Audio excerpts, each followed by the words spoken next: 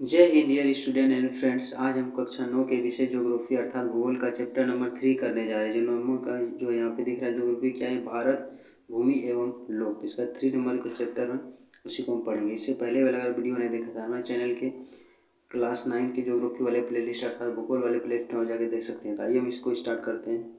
ये 3 नंबर का चैप्टर यहाँ पे लिखा है अफवाह स्वरूप। क्या है इसको अंग्रेजी में बोलता है ड्रेनेज पैटर्न। देखिए इसका परिचय में यहाँ पे दिया हुआ है। सबसे पहले क्या है, सबसे पहले है अफवाह। देखिए अफवाह का तात्पर्य होता है जल का प्रवाह, मतलब किसी भी जगह से, एक जगह से जल दूसरी जगह गमन करना ही क्या बोला था उसको, अफवाह बोला जाता है। जैसे हम दिखाते हैं, जैसे देखिए यहाँ पे क्या है, ये माउंटेन आपको ये पहाड़ दिख रहा है। क्या दिख रहा है, पहाड़। जब यहाँ से बारिश होगा, जिस माध्यम से जल अफवाह होकर यहाँ पे पहुँचेंगे उसी को क्या बोला जाता है, यहाँ से यहाँ तक गमन होगा तो इसी को बोला जाता है अफवाह। क्या बोला जाता है, अफवाह। और जिस माध्यम से ये होता है इसको बोला जाता है अफवाह तंत्र। क्या बोला जाता है, अफवाह तंत्र। देखिए यहाँ पे लिखा है अफवाह द्रोणी या बेसिन, ये क्या आता है उसके बारे में जानते हैं। देखिए यहाँ से और एक एग्जांपल से हम समझ सकते हैं अफवाह का। देखिए अफवाह, जब यहाँ से बारिश होगा तो क्या होगा, यहाँ से भी बारिश होगा, इधर होगा तो यहाँ पे इसके सब प्रवाह होकर कहाँ जाएगा, पानी सब इसमें आ जाएगा, इस नदी में। तो इसी को बोला जाता है, क्या बोला जाता है, अफवाह। क्या बोला जाता है, अफवाह। अफवाह के द्वारा ही पानी यहाँ पे नदी में आ रहा है। अब हम क्या जानेंगे, अफवाह या अफवाह बेसिन या द्रोणी। द्रोणी कोई बेसिन किसको बोला था उसको जानेंगे। देखिए जब आप भारत के भौतिक मानचित्र उसको बोला जाता है जो कोई बदलता नहीं हो, उसको बोलता है भौतिक। इसे आप पढ़ेंगे भौतिक परिवर्तन, जो कभी बदलता ना हो, मूल स्वरूप नहीं बदलता है।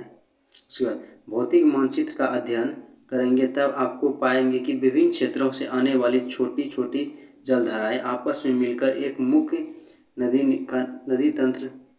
नदी का निर्माण कर लेती हैं। ये नदियों का जल किसी बड़े जलाशय उसको बोला जाता है जलाशय मतलब जल को रहने वाला जगह, उसी को बोला जलाशय। जैसे झील या समुद्र में या खाड़ी में प्रवाहित हो जाते हैं। एक नदी तंत्र द्वारा जिस क्षेत्र का जल प्रवाहित होता है उसे अफवाह या द्रोणी कहा जाता है। जैसे हम बताते हैं यहाँ पे, जैसे देखिए यहाँ पे अगर यहाँ पे बारिश होगा तो क्या होगा, इसका पानी यहाँ पे आएगा और उसके पानी का अफवाह के द्वारा ये एक नदी के द्वारा जाकर समुद्र में मिलेगा। अब देखिए यहाँ पे इधर से ये पानी मिलेगा। देखिए मेन धारा जो हुआ ये आगे बढ़ा कर इसको कहाँ मिला रहा है, समुद्र में। जब ये जितना भी नदी इसमें जाकर मिलने के बाद ये समुद्र में जाकर गिरेंगे, इसी को बोलाता है अफवाह। क्या बोलाते हैं, अफवाह द्रोणी या बेसिन, ये जब जाके मिलता है इसी को बोलते हैं अफवाह तंत्र। देखिए अब नेक्स्ट अफवाह द्रोणी या बेसिन आपको समझ में आ गया। अब नेक्स्ट पढ़ेंगे क्या, उच्च भूमि जल विभाजन। देखिए उच्च भूमि जल विभाजन क्या था उसके बारे में जानेंगे।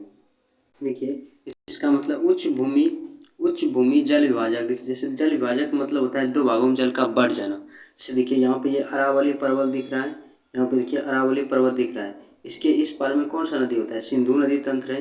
इसमें मुख्य नदी कौन सा है, सिंधु है।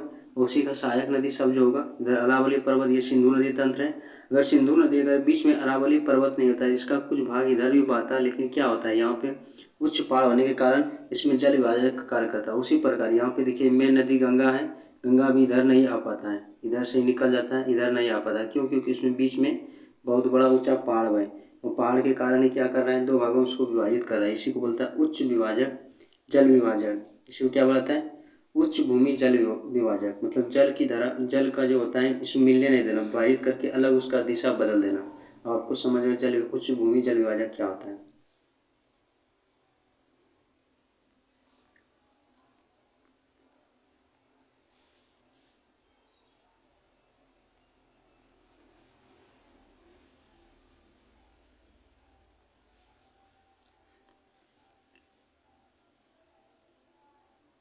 अब नेक्स्ट यहाँ पे जान जाते हैं इसका परिभाषा क्या आता है। उच्च भूमि जल विभाजक, देखिए जब पर्वत या उच्च भूमि दो निकटवर्ती मतलब निकट जो नदी निकटवर्ती अफवाह द्रोणियों को एक दूसरे से अलग करता है, उसी को क्या बोलाता है, उच्च भूमि जल विभाजक। जैसे उसका उच्च भूमि जल विभाजक से कौन कर रहा था, अरावली पर्वत जो यहाँ पे राजस्थान में था, बीचों बीच उसको अलग करता है।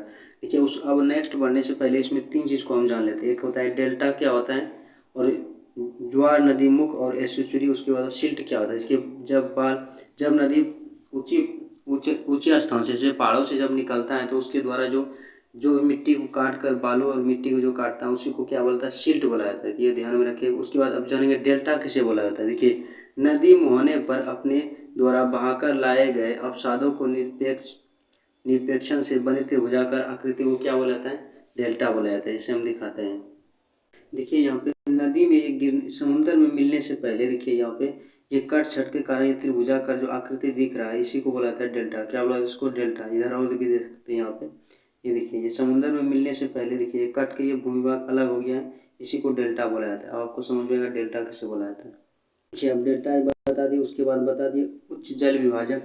उच्च भूमि जल विभाजक क्या होता है ये भी बता चुके। अब देखिए, किसी भी अपवाह तंत्र के विकास में वहाँ की भू आकृतियों से निर्धारित होती हैं। भू आकृति के आधार पर भारत की नदियों को 2 वर्गों में विभाजित किया गया है। उसमें देखिए पहले नंबर में क्या है, हिमालय की नदियाँ। इसको बोलता है हिमालय की नदियाँ। जो हिमालय से सब निकले उसको क्या बोलेंगे, हिमालय की नदियाँ। देखिए, हिमालय की नदियों में पढ़ेंगे इसको। देखिए, हिमालय की नदियाँ, ये अधिकांश नदियाँ बारहमासी होता है। मतलब बारहमासी का मतलब होता है इसमें 12 माह क्या होता है, जल का गमन होते रहता है अथवा अस्थायी होता है। इसे वर्ष भर जल के अतिरिक्त पर्वत की चोटियों से, मतलब इस जल जो होता है, वर्षा का जल तो होता है, उसके बाद जो पर्वत का चोटी बताए थे कि जो हिम का बर्फ होता है, जो उत्तराखंड में बताए थे, बालपुर था, ब्यासपुर था, इस पर ग्लेशियर जो होता है, ग्लेशियर पिघलने से उसमें जो नदी में जो पानी आता है उससे उसका पूर्ति होते रहता है। जब जिस दिन में वर्षा का सीजन नहीं होता है, चोटियों में हमें बर्फ के पिघलने से सालों भर जल की आपूर्ति होता है। जैसे सिंधु, ब्रह्मपुत्र जैसी भारत की प्रमुख नदियाँ हिमालय से निकलती हैं। इन नदियों प्रवाह के क्रम में पर्वत में काटकर गर्ज का निर्माण करता है। क्या करता है, जब वहाँ से जो पानी निकलता है एक गड्ढा बनाया, जैसे यहाँ पे दिख रहा है, ये क्या है, ये पर्वत है, इधर इधर भी है, लेकिन ये कटने के बाद जब पानी प्रवाह होता है, देखिए गार्ज ये गड्ढा बना जाता है। हिमालय जनित नदियों को उद्गम स्थल से समुद्र तक यात्रा के दौरान अनेक प्रकार के क्रियाकलापों का अंजाम देती हैं। ये नदियाँ अपने मार्ग के ऊपरी भाग को तीव्र अपरदन करती हैं। मतलब ये ऊपर से जब निकलता है ये काट छाँट करता है पहाड़ को। सिल्ट को ही क्या बोलता है, गाद या बालू मिट्टी से अपरदित पदार्थ का संवहन करता है, क्योंकि जब वो ऊपर में होता है तो कटाव ज़्यादा करता है। नदियाँ जो जो आगे बढ़ती हैं अवसाद की मात्रा बढ़ती जाती है। इसके मध्य में निचले मार्ग में भूमि की ढाल कम हो जाती है, जिससे नदियाँ संवहन कर देती है। जब ये निकलता है नदियाँ ऊंचे पहाड़ से जब निकलता है, लेकिन जब ये समतल मैदान पर जाते जाते क्या करता है, ये समतल मैदान पर जाते जो भी कटा छटा रहता है वो किनारे में छोड़ देता है। उसी से क्या होता है, उसी नदियों द्वारा संवहन करता है। संवहन मतलब उसको ढो के ले जाने में कठिनाई होने लगता है, क्योंकि उसका जो प्रेशर आता है वो कम हो जाता है, जिसके कारण परिवहन स्रोत नदियों में विसरित होकर गोखुर झील का निर्माण करते हैं। देखिए, गोखुर झील क्या होता है वो हम बता देते हैं। देखिए, इसी को क्या बोला जाता है, गर्ज बोला जाता है। क्या बोला जाता है इसको, गर्ज। ये देखिए, जब क्या होता है, जब ऊपर से पानी जब गिरता है तो इस चलते चलते क्या होता है, काटते हुए गड्ढा निर्माण कर देता है। जब पानी गिरता है ऊपर से, जैसे बर्फ सब पिघलता होगा, जो ग्लेशियर पिघलता है, तो उससे क्या होता है, ये जो इसमें स्पीड से पानी आता है तीव्र वेग से कटते जाता है, कटते कटते ये क्या होता है, गड्ढा हो जाता है। कभी ये भी इसके ही सेम का होगा, इतना ही आकार होगा इसका समतल का, लेकिन ये चलते चलते इसको क्या कर दिया, गड्ढा कर दिया। अब जानते हैं गोखुर झील किसे कहा जाता है।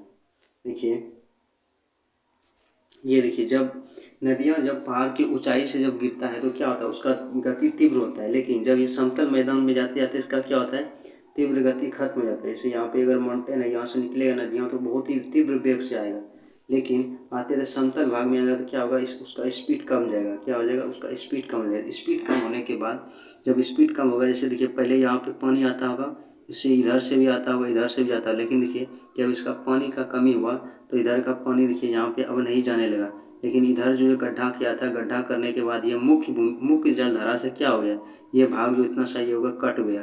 कटने के बाद देखिए गाय का खुर की तरह दिख रहा है, इसी को क्या बोला जाता है, गोखुर झील। तो बोल सकते हैं जब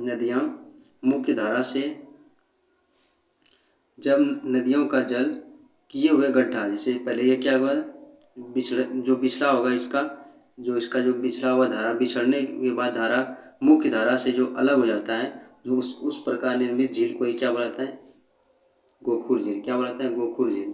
क्योंकि इससे देखिए मुख्य धारा जो ये है इससे अब कट गया है। इसमें जो पहले आता होगा इधर से पानी जब इसमें जाता हो, लेकिन अब क्या हो गया, ये धीरे धीरे कटने लगा। इससे कटने के बाद देखिए यहाँ पे इसमें बाउंड्री टाइप का हो गया है। और इसका आकृति कैसा हो गया है? गाय के खुर की तरह। यहाँ पे देखिए, और ये गाय के खुर की तरह, इसी को क्या बोलता है? गोखुर झील। आपको समझ में आया गोखुर झील क्या है? देखिए ये हिमालय नदी तंत्र जो बोला जाता है ये सब कहाँ से निकलता है? हिमालय से। जैसे सिंधु हो गया, सिंधु का सहायक नदी हो गया, ये हिमालय नदी तंत्र हो गया। इधर गंगा निकलता है, गंगा में जो भी मिलता है नदी, चंबल हो गया, घाघरा हो गया, कोसी हो गया, ये सब क्या हो गया? ये हिमालय नदी तंत्र होगा। इधर से देखिए यहाँ पे निकलता है, तिब्बत में जो आता है इधर से, कौन सा? सिंधु नदी तंत्र। ये भी क्या हो गया? ये हिमालय नदी तंत्र हो गया। तो हिमालय नदी तंत्र आप समझ गए। अब पढ़ेंगे दूसरा कि अब हिमालय नदी तंत्र को अच्छा से पढ़ लिया। अब दूसरा में क्या पढ़ेंगे? प्रायद्वीपीय नदी। देखिए प्रायद्वीपीय हम बताए थे कि भारत का दक्षिण हिस्सा को क्या बोलता है? प्रायद्वीपीय बोला जाता है। क्यों? क्योंकि उसका 3 ओर से समुद्र से है और 1 ओर से स्थल से, उसको भी क्या बोला जाता है? प्रायद्वीपीय बोला जाता है। प्रायद्वीप ये प्रायद्वीपीय, यही है प्रायद्वीपीय नदियाँ। ये बताए थे जो हिमालय नदियाँ होता है उसमें सालों भर क्या होता है? 12 मासी होता है। मतलब 12 महीना उसमें क्या होता है? पानी की मात्रा रहता है। लेकिन इसमें नहीं होता है प्रायद्वीपीय नदियों में। इसमें कब मौसमी होता है? जब वर्षा होता है तभी उसमें पानी आता है। देखिए यहाँ की अधिकांश नदियाँ मौसमी हैं, जिसका मुख्य स्रोत वर्षा का जल है। मतलब वर्षा आएगा तब तभी उसमें पानी रहेगा, नहीं तो नहीं। लेकिन हिमालयन में क्या था? बर्फ पिघलता था गले से, उसमें सालों भर पानी रहता था। ग्रीष्म ऋतु में मौसम एवं शुष्क मौसम में वर्षा नहीं होती है। यहाँ कई बड़ी बड़ी नदियाँ जल स्तर घटकर छोटी धाराओं में या नलिकाओं में परिणत हो जाता है। मतलब पानी नहीं रहता तो क्या होता है? उसमें छोटी धाराएं हो जाता है, कम कम पानी जाने लगता है। तो इसको प्रायद्वीपीय नदियों को देखते हैं हम। यहाँ से ये सब देखे थे, क्या बोलते हैं? हिमालय से निकलता है, इसलिए को हिमालय नदियाँ बोला जाता है। लेकिन प्रायद्वीपीय नदी यहाँ से नहीं, यहाँ से निकलता है। ये सब प्रायद्वीपीय नदियों में देखिए मुख्य मुख्य नदी कौन सा आ जाएगा? ये सब आ जाएगा प्रायद्वीपीय नदी में। जैसे देखिए ये बोला जाएगा, कृष्णा आ जाएगा, इसके बाद अर्जुन सागर हो जाएगा, इसके बाद ये सब तुंगभद्रा हो जाएगा। सॉरी, ये तुंगभद्रा नहीं होगा, इसमें सिर्फ एक नदी होगा। कौन सा होगा? कृष्णा नदी होगा, गोदावरी नदी होगा, ताप्ती नदी होगा और नर्मदा नदी होगा।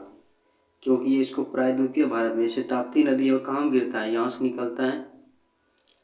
और ये कहाँ पे गिरता है? ये अरब सागर में गिरता है। कहाँ गिरता है? अरब सागर में। ये भी गोदावरी नदी भी क्या होगी? नर्मदा, ताप्ती, ये सब कहाँ गिरता है? अरब सागर में गिरता है। प्रायद्वीपीय भारत जितना भी ये दक्षिण कोरिया बोलता है उसको बोलता है प्रायद्वीपीय भारत, क्योंकि इसका 3 ओर से समुद्र से घिरा हुआ है। इधर बंगाल का खाड़ी हो गया, ये अरब सागर, और इधर नीचे में हिंद महासागर। इसीलिए इसको क्या बोलता है? प्रायद्वीपीय भारत की नदियाँ। देखिए अब प्रायद्वीपीय भारत की नदियों में कौन कौन सा नदी आता है उसके बारे में पढ़ेंगे। प्रायद्वीपीय नदी में बताया था कि क्या होता है? इसमें सालों भर पानी नहीं रहता है। जब बरसाती मौसम होता है, जब वर्षा चलता है, इसमें नदी क्या होता है? वर्षा, जब वर्षा का मौसम रहता है तभी इसमें पानी रहता है और नहीं रहता है, बाकी बात नहीं रहता है। इसमें कुछ नदियाँ पठारी भाग में तथा पश्चिमी घाट के पर्वत से निकलकर पश्चिमी घाट बताए थे कहाँ थे? हम पहले चैप्टर में बता दिए थे। देखिए ये भारत होता है, भारत हो गया, भारत का नक्शा ये हो गया। इसके जो पूर्व में बोला रहता है, इसे पूर्वी हिस्सा को बोलता है पूर्वी घाट, और पश्चिमी हिस्सा को बोलता है पश्चिमी घाट। अब समझ में आ गया। पश्चिमी घाट का नदी जो होता है अरब सागर में आकर ये गिरता है, अरब सागर में गिरती हैं। किंतु प्रायद्वीपीय भारत की अधिकांश नदियाँ पश्चिम से न निकलकर बंगाल की खाड़ी में जाकर गिरता है। पश्चिमी घाट से निकलकर कहाँ गिरता है? निकलता है, लेकिन बंगाल की खाड़ी में गिरता है। जैसे यहाँ पे जितना भी गंगा नदी तंत्र था उसका कहाँ पे जाके गिरता था? बंगाल की खाड़ी। ये देखिए जितना भी गंगा नदी तंत्र है ये कहाँ पे गिरता है? जाके यहाँ पे बंगाल की खाड़ी में गिर जाता है। लेकिन प्रायद्वीपीय भारत का जो नदी होता है, नर्मदा, ताप्ती, ये सब कहाँ गिरता है? अरब सागर में जाके गिरता है। यहाँ पे देख सकते हैं कि ये सब नदी कहाँ की गिर रहा है? मुख्य धारा बंगाल की खाड़ी में, और प्रायद्वीपीय नर्मदा, ताप्ती, ये सब कहाँ गिर रहा है? अरब सागर में। कहाँ गिर रहा है? अरब सागर में। देखिए ये नदियाँ अनेक जगहों पर जलप्रपात का निर्माण करता है। जलप्रपात समझता है जहाँ पे पहले जाने जलप्रपात किसे कहा जाता है? कोई भी जलप्रपात जब ऊंची पहाड़ियों से गिरता है जो उसको क्या बोला जाता है? जलप्रपात बोला जाता है। जैसे देखिए पहाड़ों की चट्टानों से गिरने वाली नदी या नालों के जलप्रपात कहा जाता है। यह नदी गिरने वाली पानी की धारा पतली होती है जिसे जलप्रपात कहा जाता है, और गिरने वाली बहुत बड़ी धारा के रूप में काफ़ी ऊंचाई से गिरते हैं उसे क्या होता है? महाजलप्रपात कहा जाता है। पहाड़ों की ढाल से होकर गुजरने वाली पानी की धाराएं भी जलप्रपात होती हैं। ये जलप्रपात का मतलब समझ में आ गया। उसका भी निर्माण करता है कौन? प्रायद्वीपीय भारत से जो नदी निकलता है। आपको समझ में जलप्रपात किसे बोला था? जब कोई भी जल पानी जब कोई अधिक ऊंचाई से गिरता है और उसका पतला धारा होता है उसको क्या बोलते हैं? जलप्रपात। जैसे बंगाल की खाड़ी में गिरने वाली नदियों क्या बनाता है? ये डेल्टा बनाता है। लेकिन अरब सागर में गिरने वाली ज्वार नदियों एसुचुरी बनाता है। देखिए एसुचुरी क्या होता है इसके बारे में बता देते हैं। एसुचुरी का दो नाम है, एक ज्वार नदी मुख या अंग्रेजी में इसको बुलाते हैं एसुचुरी। देखिए सागर का तट, देखिए जहाँ पे अगर सिंपल भाषा में समझिएगा, जब स्थल का पानी या नदी का पानी जब समुद्र में जाकर मिलता है उसी जगह एसुचुरी का निर्माण होता है। जैसे सागर का तट पर स्थित आधा बंद खारे जल का समूह होता है जिसमें एक या एक से अधिक नदियाँ और झरने बहकर क्या होता है? विलय होते हैं और जो दूसरे अंत में खुले होते हैं उसे उस खुले सागर से जुड़े होते हैं उसी को क्या बोला जाता है? उसको बोला जाता है एसुचुरी। देखिए यहाँ पे जितना भी नदी होता है जो ये पश्चिमी घाट में जाके गिरता है अर्थात अरब सागर में गिरता है, ऐसे दो नदी होता है नर्मदा और ताप्ती, ये सब डेल्टा नहीं बनाता है, ये सब एसुचरी बनाता है। क्योंकि बताए थे इसमें विंध्याचल पर्वत हो गया, ये क्या आता है? इस सतपुड़ा पर्वत, विंध्याचल पर्वत और सतपुड़ा पर्वत, ये क्या करता है? ये जो होता है ये इसका भाग इधर कठोर रहती है, इसको क्या अपर्दन नहीं करने के कारण ये डेल्टा नहीं बनाता है, मतलब ये कट छट उतना नहीं कर पाता है, ये सब एसुचरी बनाता है। लेकिन जो भी गंगा नदी तंत्र है बंगाल के खाड़ी में इधर तो पहाड़ नहीं, ये सब जो इधर मिट्टी काटता है उसके उसके फलस्वरूप क्या बनाता है? ये सब डेल्टा का निर्माण करता है। इसमें पूछेगा कि डेल्टा का निर्माण कौन करता है? जो बंगाल की खाड़ी में गिरता है कौन कौन सा? नर्मदा तंत्र, ये गंगा नदी तंत्र का जितना भी नदी होगा ये सब डेल्टा का निर्माण करे। लेकिन इधर नर्मदा और ताप्ती दो नदी है जो किसका निर्माण करता है? एसुचुरी। अब समझिए एसुचुरी क्या होता है। यहाँ पे एक पॉइंट है, क्या आप जानते हैं विश्व की सबसे बड़ी अफवाह अफवाह बेसिन अमेजन नदी का है? तो अमेजन नदी ये कहाँ पे? ये दक्षिण अफ्रीका, हम बता देते हैं। देखिए अमेजन नदी अफवाह अफवाह मतलब बता दिए थे कि किसी भी एक जगह से दूसरी जगह जल का गमन करना, उसी को बोलता है अफवाह। देखिए यहाँ पे दक्षिण अमेरिका में जाइएगा, दक्षिण अमेरिका में उसमें एक जगह मिलेगा, दक्षिण अमेरिका में एक कॉन्टिनेंट मिलेगा ब्राज़ील। दक्षिण अमेरिका जो कॉन्टिनेंट, दक्षिण अमेरिका जो महादेश है उसमें एक देश मिलेगा ब्राज़ील। ब्राज़ील का जो एक नदी है अमेजन, जैसे यहाँ पे लिखा हुआ है अमेजन नदी, इसका जो अपवाह तंत्र है सबसे बड़ा है कि इसमें बहुत सा नदी आकर मिला है। जैसे देखिए यहाँ पे लिखा है अमेजन नदी है, ये मुख्य नदी इसका धारा ये है, इसमें देखिए कितना छोटा छोटा नदी बना है, इसीलिए पूछता है इसमें सबसे बड़ा अपवाह अमेजन नदी का मुहाना जो कहाँ पे गिर जाता है? अटलांटिक महासागर में ये आके गिरता है। इसमें देखिए ये सबसे बड़ा नदी तंत्र अपवाह तंत्र किसका है? अमेजन नदी। इसमें देखिए कितना ये नदी है सब छोटा छोटा है बहुत ही, इसीलिए सबसे बड़ा नदी तंत्र कौन सा है विश्व का? तो अमेजन नदी अपवाह तंत्र है, इसको ध्यान में रखिए। कुछ समझ में आएगा विश्व के सबसे बड़ा बेसिन कौन था? अमेजन नदी का बेसिन। उसके बाद ज्ञात कीजिए कि भारत में कौन सी नदी का अपवाह बेसिन सबसे बड़ा है? ये बता दें गंगा नदी का है। किसका है? गंगा नदी का। बताए थे कि गंगा नदी तंत्र का सबसे बड़ा अपवाह तंत्र है। तो ये हो गया। अब नेक्स्ट पढ़ेंगे इसमें प्रायद्वीपीय नदियों में पढ़ लिए। अब उसके बाद आता है भारत की प्रमुख नदियाँ। देखिए भारत में कौन कौन सा प्रमुख नदियाँ उसके बारे में पढ़ेंगे। देखिए भारत में अफवाह मानचित्र का अध्ययन करने से पता चलता है कि सिंधु, गंगा एवं ब्रह्मपुत्र हिमालय की प्रमुख नदियाँ हैं। कौन कौन सा? ये तीनों के प्रमुख नदियाँ हैं जो इसी में आके सभी धारा आके मिलता है, छोटा छोटा नदी सब। नदियों की लंबी एवं गहरी मुख्य नदियों के अतिरिक्त इनके कई सहायक नदियाँ भी हैं। इसके अतिरिक्त प्रायद्वीपीय भारत की कई नदियाँ प्रवाहित होती हैं जो प्रायद्वीपीय क्षेत्र में बहती हुई बंगाल की खाड़ी या अरब सागर में गिरती हैं। तो बंगाल की खाड़ी में तो जितना भी गंगा नदी तंत्र हो गया, सिंध और ब्रह्मपुत्र नदी तंत्र हो गया, ये सब कहाँ गिरता है? बंगाल की खाड़ी में गिरता है। लेकिन एक एक है सिंधु नदी तंत्र जो कहाँ पे गिरता है? इसका अरब सागर में जाके गिरता है। देखिए यहाँ पे बोला है प्रायद्वीपीय भारत में नदियों की सूची बनाए और अरब सागर तथा बंगाल की खाड़ी में प्रवाहित होने वाले नदियों का पहचान कीजिए। हम बता देते हैं। देखिए यहाँ पे आप सूची भी बना सकते हैं। देखिए ये सब नदी जो है गंगा का जितना भी सहायक नदी है ये सब कहाँ गिरता है? गंगा नदी तंत्र का ये सब कहाँ गिरता है? अरब सागर में गिरता है। कहाँ गिरता है? अरब सागर में, सॉरी बंगाल की खाड़ी में गिरता है। और दो नदी ऐसा है जो अरब सागर में गिरता है। कौन कौन? ये हो गया एक नर्मदा और दूसरा ताप्ती, तो आप लिख सकते हैं। उसके बाद देखिए अब देखिए बंगाल की खाड़ी में कौन कौन सा गिरता है? इसमें गंगा नदी गिरता है। उसके बाद कौन सा गिरता है? यमुना गिरता है, चंबल गिरता है, उसके बाद घाघरा गिरता है, गंडक गिरता है, कोसी, सोन, ये सब कहाँ गिरता है? ये सब गंगा नदी तंत्र है, ये सब बंगाल की खाड़ी में गिरता है। अब देखिए अब समझ में आ गया। और इधर जो इसका आता है, किसका, ब्रह्मपुत्र नदी का, ब्रह्मपुत्र नदी का भी सब कहाँ गिरता है, यहाँ पे आके गिरता है, बंगाल की खाड़ी में। और इधर जितना भी होता है, इधर सिंधु नदी का तंत्र जितना भी, सिंधु हो गया, झेलम, सतलज, चिनाब, रावी, ये सब कहाँ गिरता है, ये सब भी कहाँ गिरता है, आके यहीं पे गिरता है, अरब सागर में। मतलब नदी का जो गति होता है उससे तटबंध, तटबंध मतलब एक तरह से बांध बनाता है, जो क्या होता है, तटबंध बाढ़ क्षेत्र से मानव अधिवास का सर्वाधिक उपयुक्त है। तो ये किसके कारण बनता है, ये नदियों के अपरदन के कारण ही ऐसा बनना संभव होता है। ज्ञात कीजिए कि बिहार की राजधानी पटना की किस नदी प्राकृतिक तटबंध पर अवस्थित है। तो ये आप जानेंगे। देखिए, हम पटना गंगा नदी का बात करें, गंगा नदी दक्षिण किनारे पर अवस्थित है पटना के। यहाँ गंगा गंगा जो तटबंध बनता है, घाघरा, सोन और गंडक जैसी सहायक नदियों से मिलती है। गंगा के दक्षिण तथा पुनपुन के उत्तरी तट पर स्थित है। तो ये सब क्या है, ये तीनों नदियों के तटबंध पर ये स्थित है। किसके बारे में, सिंधु नदी। देखिए, सिंधु नदी जो है, सिंधु नदी कहाँ से निकलता है, हिमालय से ही निकलता है, मानसरोवर झील से निकलता है।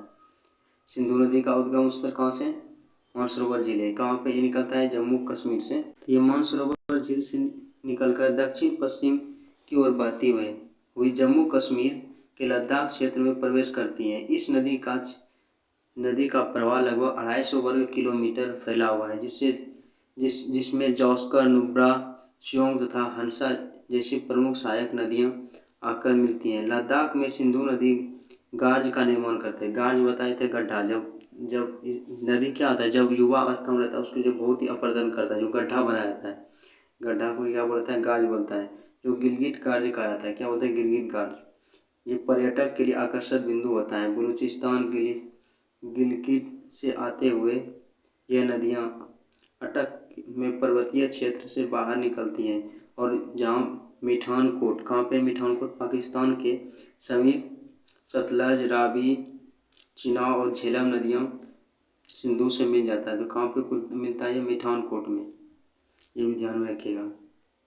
देखिए, सिंधु नदी की बात करें तो ये अधिकतर कहाँ पे है, पाकिस्तान में ये बहता है, और ये बहते हुए कहाँ चला जाता है, ये अरब सागर में जाके गिर जाता है। यहाँ पे आप देख सकते हैं, ये सिंधु नदी तंत्र है। ये सब इसका नदी जितना भी, झेलम, चिनाब, रावी, सतलज, ये सब कहाँ से, यहाँ से निकलता है, मानसरोवर झील से। ये कहाँ गिर जाता है, अरब सागर में। ये पाकिस्तान के कराची होते हुए इधर आ जाता है।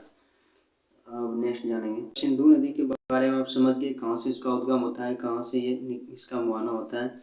अब पढ़ेंगे। देखिए, इसका सिंधु नदी की और इसमें बारे लंबाई रखते हैं। हिमालय से निकलने वाली इस नदी की लंबाई लगभग कितना है, 2900 किलोमीटर है। कितना है, 2900 किलोमीटर है। ये भी ध्यान में रखिएगा।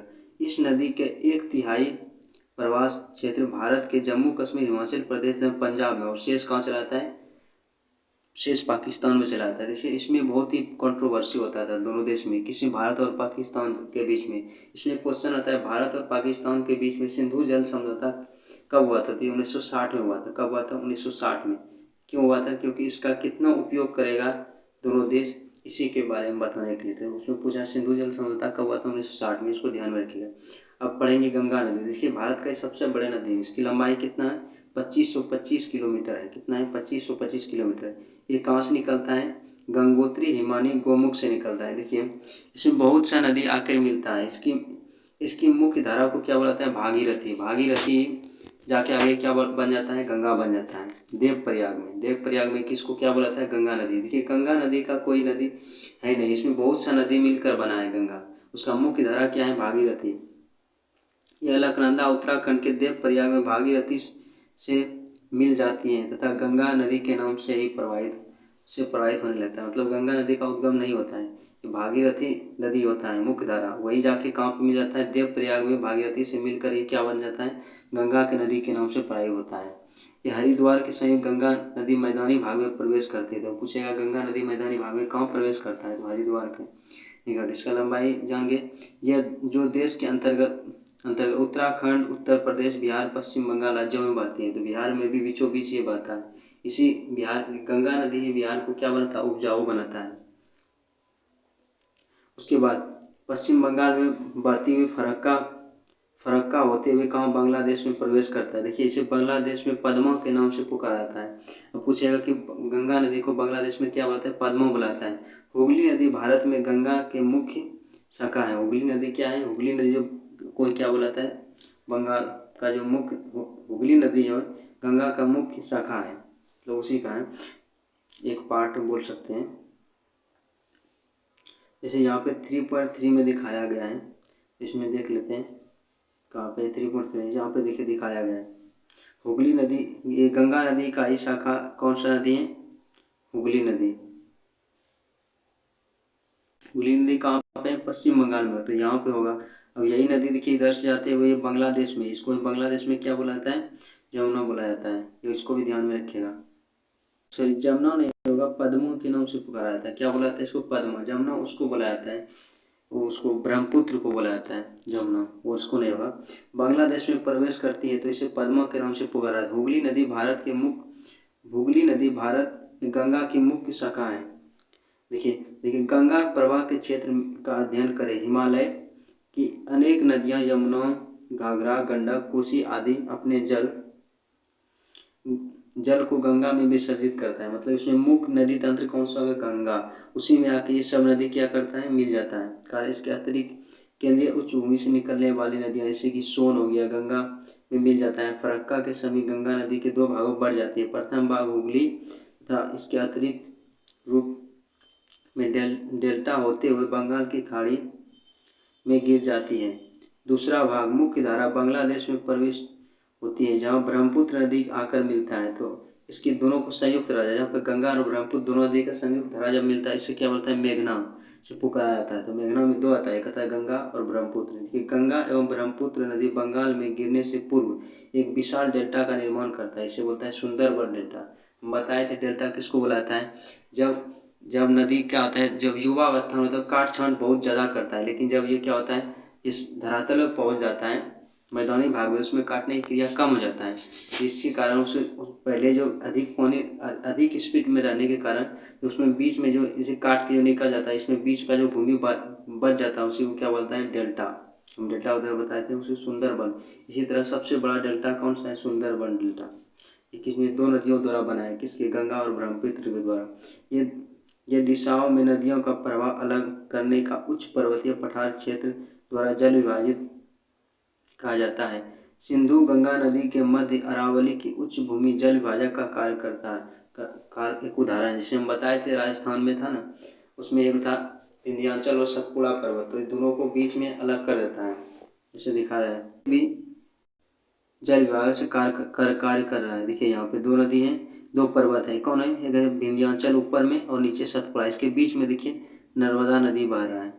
ठीक के मैप से पढ़ लेते हैं गंगा नदी तंत्र। देखिए गंगा नदी यहाँ से निकलता है, उत्तराखंड से गंगोत्री हिमानी से निकलता है। अब देखिए इसमें सब देखिए नदी, इसमें जो भी मिल रहा है इसको बोले गंगा नदी तंत्र। कौन कौन सा, चंबल हो गया, यमुना हो गया, शारदा हो गया, घाघरा हो गया, सोन हो गया, ये सब, गंडक हो गया, कोसी हो गया, ये सब जाके कहाँ गिरता है, बंगाल की खाड़ी में, इसको बोलता है बंगाल की खाड़ी में, इसको बोलता है गंगा नदी तंत्र। अब पढ़ेंगे दूसरा ब्रह्मपुत्र नदी। देखिए ब्रह्मपुत्र को पढ़ने से पहले ये तिब्बत के मानसरोवर झील से निकलता है और ये अरुणाचल प्रदेश में भारत में प्रवेश करता है और बांग्लादेश होते हुए कहाँ आके करता है, ये भी बंगाल की खाड़ी में गिरता है। इसके बारे में पढ़ेंगे, किसके बारे में, अब पढ़ेंगे ब्रह्मपुत्र नदी के बारे में। देखिए यहाँ पे ब्रह्मपुत्र नदी है, इस नदी की उत्पत्ति तिब्बत के मानसरोवर झील से हुई है। इसकी लंबाई 2900 किलोमीटर से अधिक है।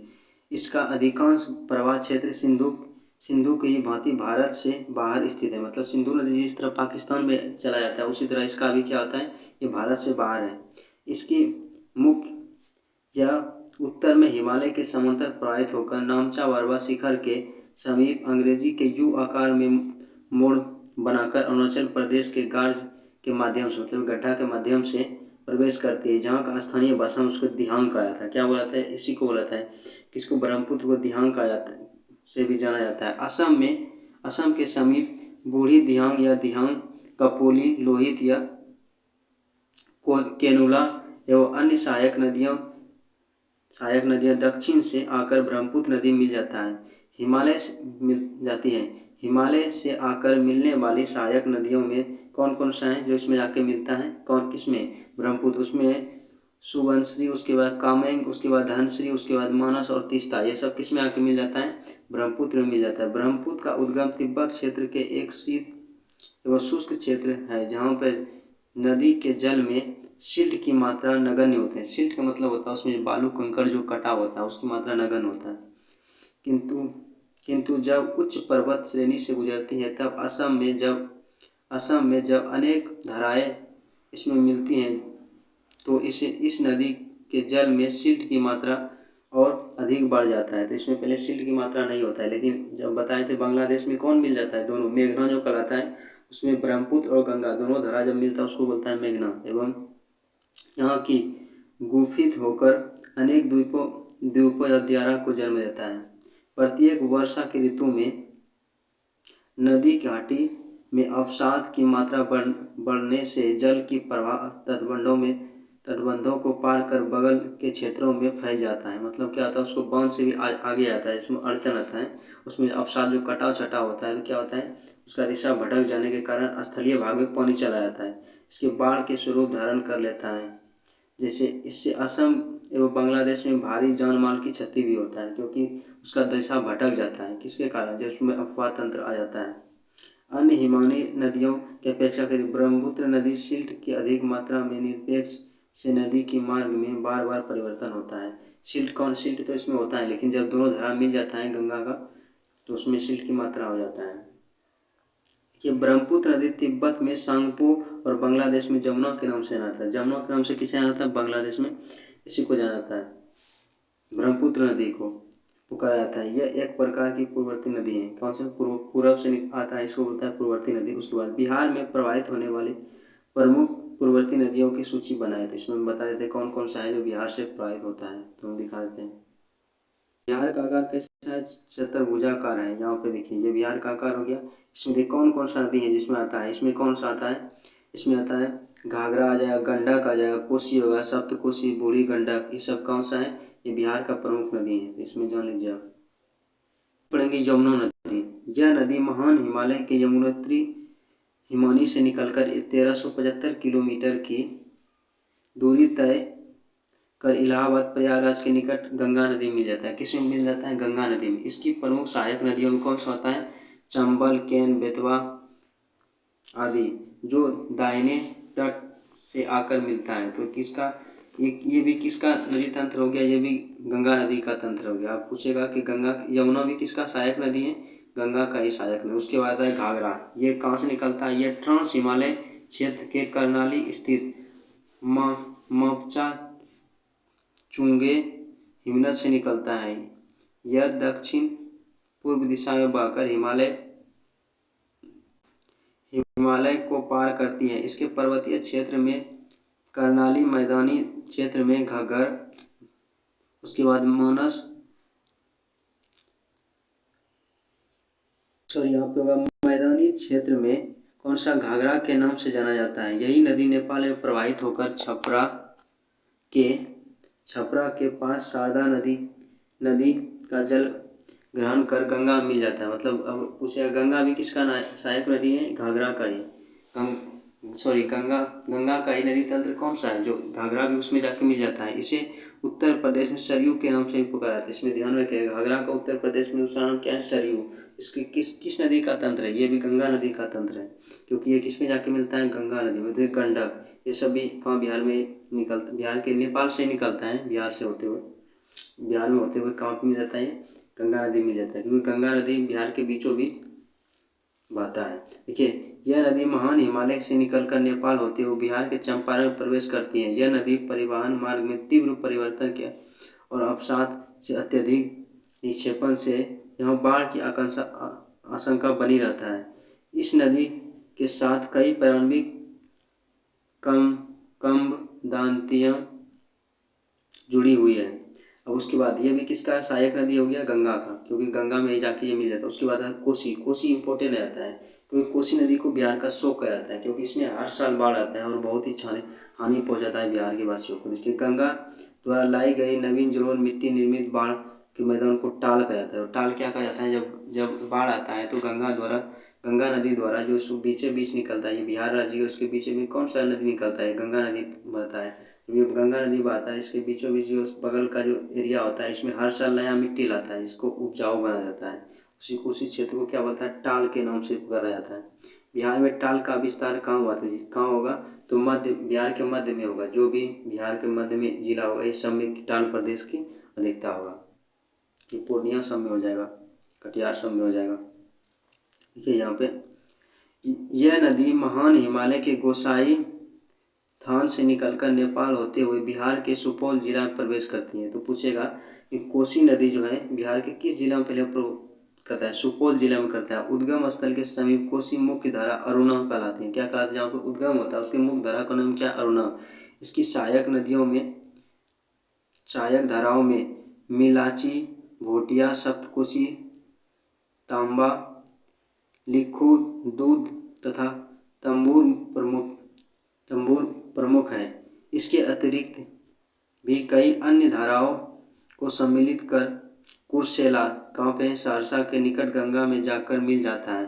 तो ये गंगा का ही सहायक नदी हो गया कोसी, गंगा नदी तंत्र का है। इसी नदी की लंबाई लगभग 230 किलोमीटर है। कितना है, 230 किलोमीटर। यह नदी तीव्र मार्ग परिवर्तन और कटाव के लिए विख्यात है। मतलब इसमें बहुत ही तीव्र होता है धारा का प्रवाह, इस कारण बाढ़ भी आता है। कोसी को एक तरफ अपने जलोढ़ से उपजाऊ मैदान का निर्माण करती है, वही दूसरी तरफ अपने क्रूर बाढ़ विभीषिका से इसे अभिशप्त भी करती है।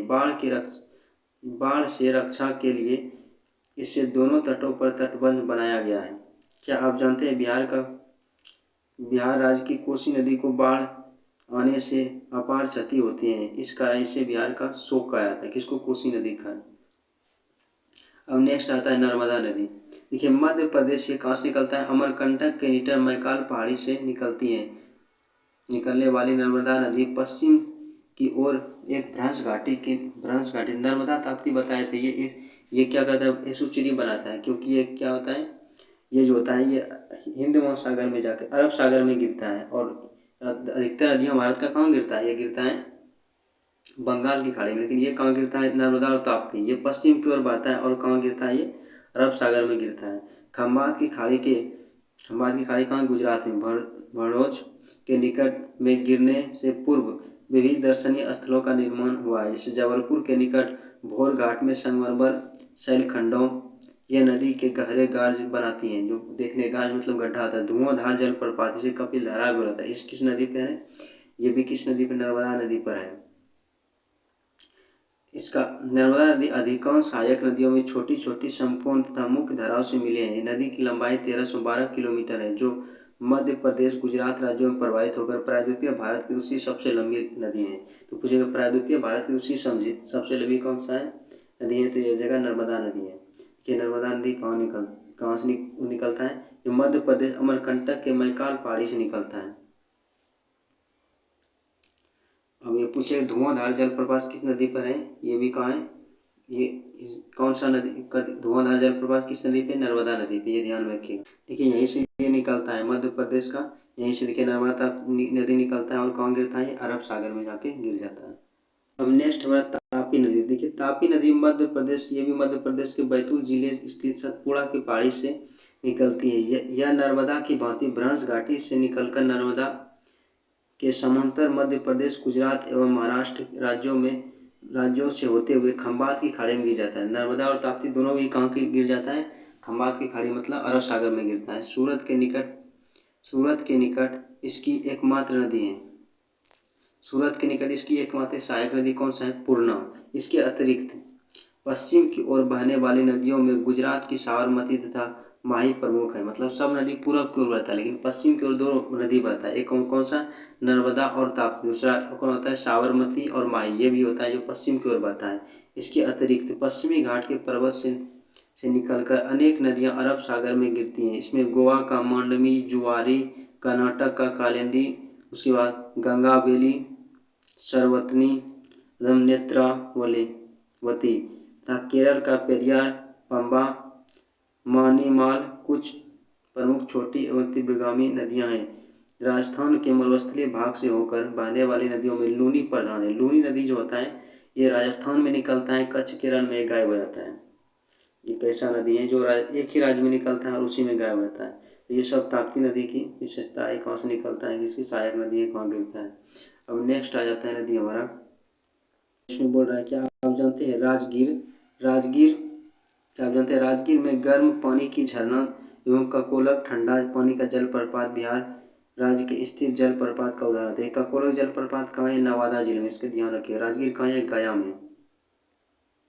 उसके बाद पढ़ेंगे महानदी। देखिए महानदी का में पूछेगा महानदी कहाँ बहता है, तो उड़ीसा में बहता है, ये ध्यान रखिए। साबरमती और माही नदियों को किन किन राज्यों में प्रवाहित होता है, तो ये गुजरात सब, राजस्थान सब में होता है।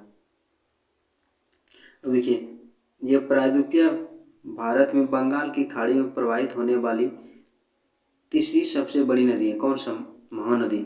इसकी लंबाई 890 किलोमीटर है। यह नदी छत्तीसगढ़ स्थित रायपुर से निकलकर उड़ीसा से बहती हुई बंगाल की खाड़ी में मिलती है। इसकी अफवाह प्रणाली का विस्तार छत्तीसगढ़, झारखंड, उड़ीसा में है। इसकी प्रमुख सहायक नदियों में कौन कौन सा है, शिवनाथ, हंसदेव, मांद, जोंक और तेल, ये सब किसकी सहायक नदी है, महानदी। तो आप समझ गए कहाँ से निकलता है। उसके बाद आता है गोदावरी नदी। देखिए ये कहाँ से निकलता है, ये महाराष्ट्र के नासिक के निकट पश्चिमी घाट से निकलता है। इसकी द्रोणी बेसिन में महाराष्ट्र, मध्य प्रदेश, उड़ीसा, आंध्र प्रदेश तथा कर्नाटक में फैली हुई। यह प्रायद्वीपीय नदियों की सबसे बड़ी नदी है। कौन सा, गोदावरी नदी। ये भारत का, दक्षिण भारत का सबसे बड़ी नदी है। इसका लंबाई कितना है, 14 से 50 किलोमीटर है। इस नदी का 50% अफवाह बेसिन महाराष्ट्र में विकसित हुआ है। प्राणहित, वर्धा, मंजरी, वैनगंगा, पैनगंगा इसकी प्रमुख सहायक नदी है। इसमें देखिए वैनगंगा, पैनगंगा, इसको किसकी सहायक नदी, गोदावरी का। ये दक्षिण भारत का सबसे लंबा नदी है, प्रायद्वीपीय भारत का। ये नदियाँ प्रमुख नदियाँ हैं। बड़े आकार का विस्तार के कारण दक्षिण भारत का में इस नदी को दक्षिण की गंगा कहा जाता है। किसे कहा जाता है, दक्षिण की गंगा। किसे बोला जाता है, गोदावरी की। लेकिन दक्षिण गंगा बोलेगा क्या बोलेंगे, कावेरी को। इसे वृद्ध गंगा के नाम से विभूषित किया जाता है। तो यहाँ पे देखिए ये नदी, गोदावरी नदी भी आप पढ़ लिए, दक्षिण की गंगा या वृद्ध गंगा के नाम से जाना जाता है। अब देखिए वीडियो बहुत बड़ा हो गया, हम दूसरा वीडियो हम यहाँ से कृष्णा नदी जो बचा है इसको हम अच्छा से कर लेंगे। अगर इसमें कोई भी त्रुटि हो तो कमेंट में जरूर बताएं। वीडियो देखने के लिए धन्यवाद।